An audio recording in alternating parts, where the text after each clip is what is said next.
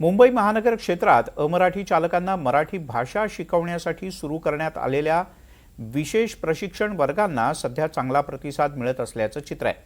परिवहन विभागाच्या पुढाकारातून कोकण मराठी साहित्य परिषद तसंच मुंबई मराठी साहित्य संघ यांच्या संयुक्त विद्यमाने हा उपक्रम राबवला जातोय।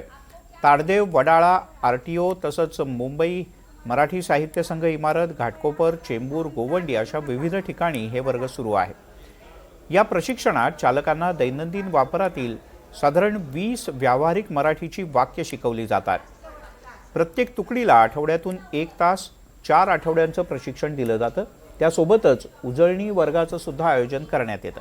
या उपक्रमामुळे प्रवाशांशी संवाद साधताना रिक्षा चालकांना मदत होईल अशी अपेक्षा व्यक्त केली जाते।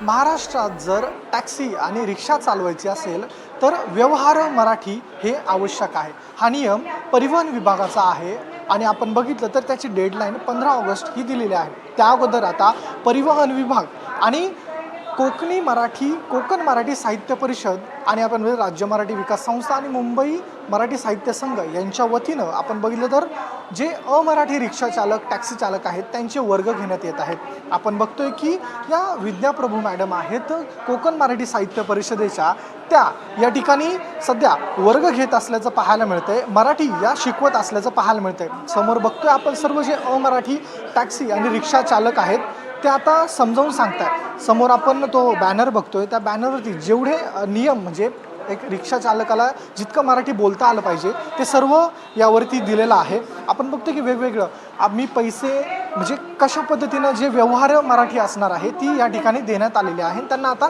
शिकवण्यात येत आहे। आपल्यासोबत बोलण्यासाठी प्रभू मॅडम जे आहेत, मॅडम तुम्ही वर्ग घेत आहात, नेमकं काय काय बेसिक शिकवलं जात आहे आणि कशा पद्धतीने म्हणजे ही वाटचाल सुरू आहे? आपल्या परिवहन विभागातर्फे अमराठी रिक्षा टॅक्सी चालकांसाठी आपण काही वाक्य तयार केलेली आहेत।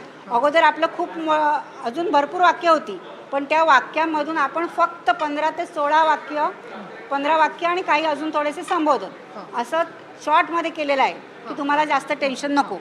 आणि अशी 16 वाक्य 15 वाक्य आपण त्यांच्याकडून करून घेतोय।